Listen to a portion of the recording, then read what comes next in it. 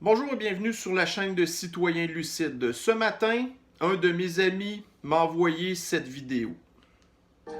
Bonjour tout le monde, je m'appelle David Lefebvre, j'habite présentement à Bali, Indonésie. Je suis québécois d'origine, mais ça fait maintenant 8 ans que j'habite en Indonésie. C'est ce qu'on appelle l'île des dieux, un paradis tropical qui accueille des millions de touristes chaque année. Mais depuis le début de la pandémie, très rapidement, les gens doivent travailler. Ici, on n'a pas le choix, sinon on ne peut pas se nourrir. Donc, le gouvernement, au début, a fait des recommandations aux gens, bien sûr, de rester à la maison, de sortir le moins possible. Mais dans les faits, puisque les gens doivent se nourrir, les gens doivent travailler, les gens doivent quand même continuer à vivre leur vie. Il y a l'obligation de porter le masque, bien entendu, lorsqu'on sort de la maison, lorsqu'on est dans les lieux publics. Quelqu'un qui est pris en flagrant délit par la police peut recevoir une amende de l'équivalent de 10 $. Dans l'ensemble, c'est très respecté, cette règle-là. Dans les marchés publics, tout ça, il faut avoir le masque. Si on va à la banque, par exemple, on prend la température à l'entrée, on lave les mains, puis à l'intérieur, il peut y avoir une place assise, une place où on ne peut pas s'asseoir, une place assise, s'assurer qu'il y a une distance minimale entre les gens. Mais, ceci étant dit, dans la région ici, absolument tous les commerces sont ouverts. Que ce soit les petites warung où on va aller manger de la bouffe locale pour 1 ou 2 $, que ce soit les petites boutiques, les salons de coiffure, les magasins pour acheter des trucs là. Tout est ouvert, tout. Il n'y a pas de limite à la rencontre sociale. Peu importe le nombre de personnes, il y a beaucoup de cérémonies qui se font ici à Bali. Donc il y a beaucoup de gens qui se rassemblent à la même place. Si je veux recevoir des invités, des amis, il n'y a aucun problème, je peux aller où je veux, quand je veux. Ça là-dessus, pas de stress. Au niveau des statistiques, il y a environ 4,5 millions de personnes qui habitent ici à Bali. De ce nombre, on compte environ, selon les sources, entre 1000 et 1500 personnes qui sont infectées. Mais bon, à chaque jour, il y a des nouveaux cas, chaque jour, il y en a qui guérissent. Donc, c'est environ un créneau de 1000 à 1500 personnes. Alors voici, donc cette vidéo-là dure environ 7 minutes 30 si je ne me trompe pas. Donc nous avons un témoignage ici d'un Québécois qui vit en Indonésie depuis plusieurs années, qui nous explique un petit peu comment ça se passe là, par chez lui, l'histoire de la fameuse pandémie, ok? Alors, écoutez, c'est sûr que quand on regarde cette vidéo-là, écoutez, on se le cachera pas qu'on savait déjà ces choses-là, que, à part là en Occident, en fait, la crise sanitaire se passe de manière tout à fait différente à chez nous, OK? Moi, j'ai pas pu m'empêcher, quand que j'ai vu cette vidéo-là, de vraiment me questionner profondément sur exactement, mais qu'est-ce qui s'est passé avec l'Occident? Comment ça se fait que en 2020, l'Occident en est rendu où est-ce qu'elle est? OK? Est-ce que l'Occident a oublié son histoire qui, on pourrait considérer qu'elle a commencé avec l'Empire grec, qui a duré plusieurs centaines d'années, l'Empire romain, qui a duré plusieurs centaines d'années.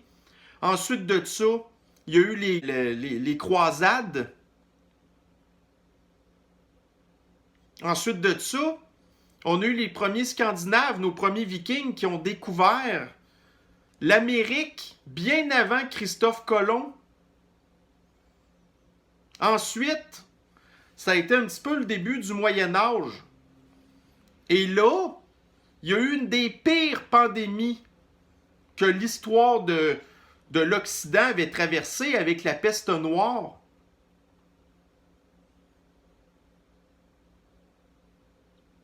Ensuite, donc c'était encore le Moyen Âge.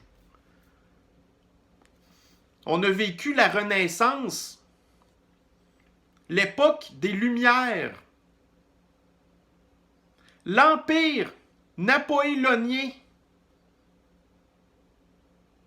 Ensuite, ça a été la première révolution industrielle qui a complètement changé nos vies.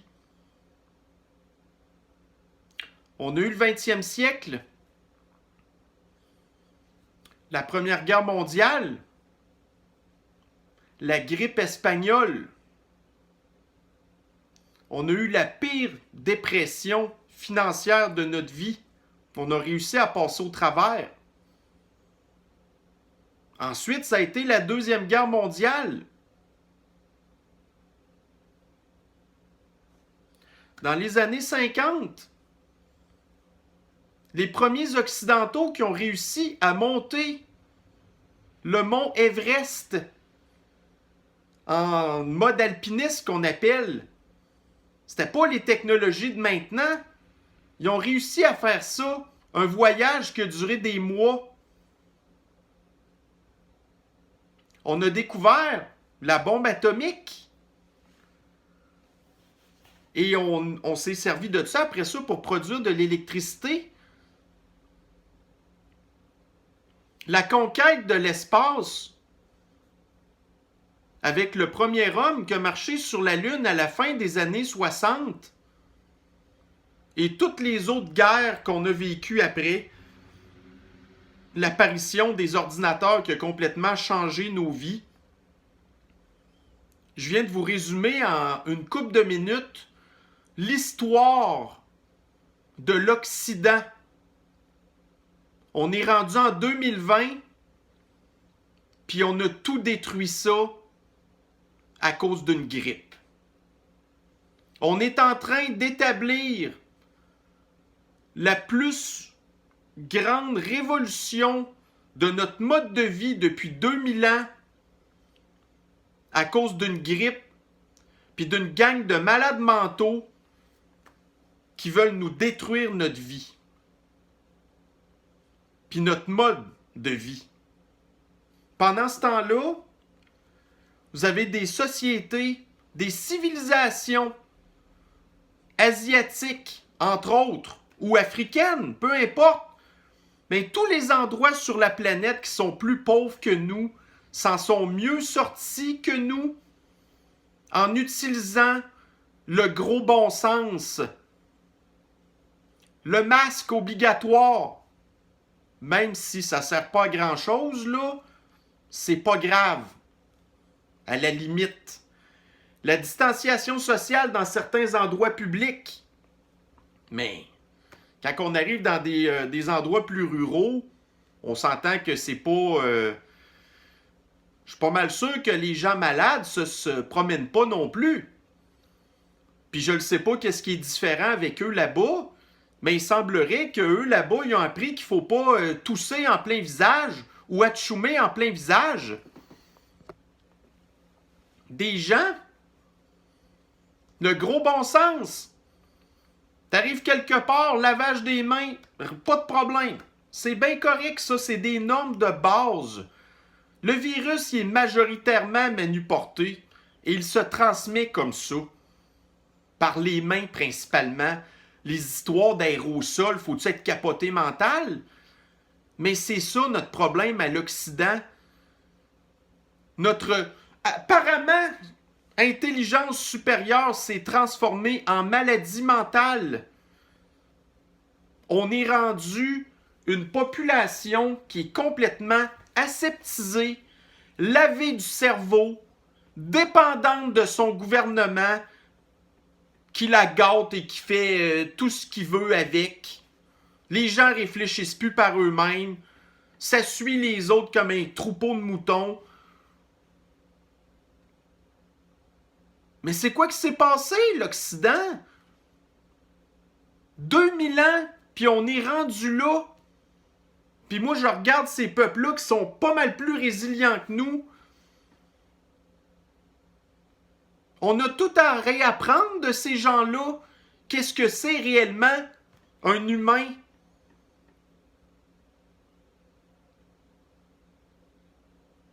Par chance, il y en a parmi vous, entre autres,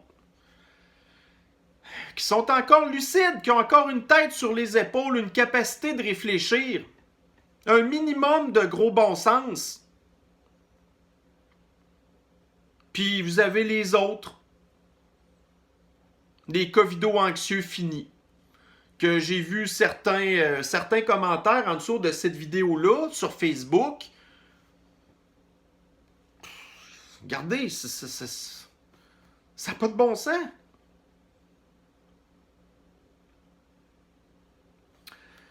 Alors c'est ça, je pense qu'il va falloir qu'on fasse une grande prise de conscience.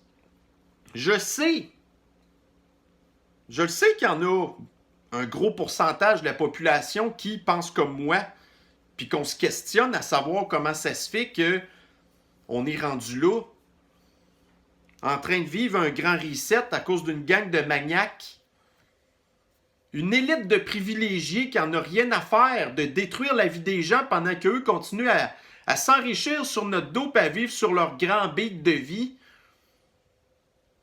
Puis on les laisse faire. Personne ne fait rien. Système de justice fait rien. On s'enligne là pour savoir une vaccination obligatoire pour nous permettre de nous déplacer. On ne sait plus où. Il y a plein d'affaires qui vont être fermées maintenant. Fini les contacts humains dans le monde occidental. Habituez-vous à porter un masque en tout temps. La distanciation sociale. Le télétravail en tout temps pour tous les emplois de bureau. Vous aimez ça avoir une job manuelle? Les serveuses dans les restaurants, les serveuses dans les bars, les serveuses, les caissières, les ci, les ça, ils veulent tout détruire ça. Ils veulent vous remplacer par des robots. Puis nous, on les laisse faire. Pendant ce temps-là, ces gens-là vivent une vraie vie d'humain chez eux. Comme je vous ai dit au début de la vidéo, on le sait que dans ces endroits-là, c'est comme ça que ça se passe. Mais ça fait du bien quand même de le savoir, d'avoir des témoignages et que l'information continue à circuler. On ne peut pas se laisser faire comme ça. L'Occident,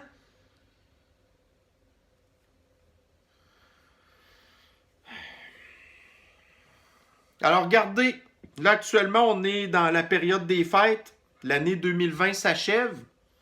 L'année 2021 s'annonce pas mieux. J'espère qu'elle va être mieux, honnêtement, mais j'en doute.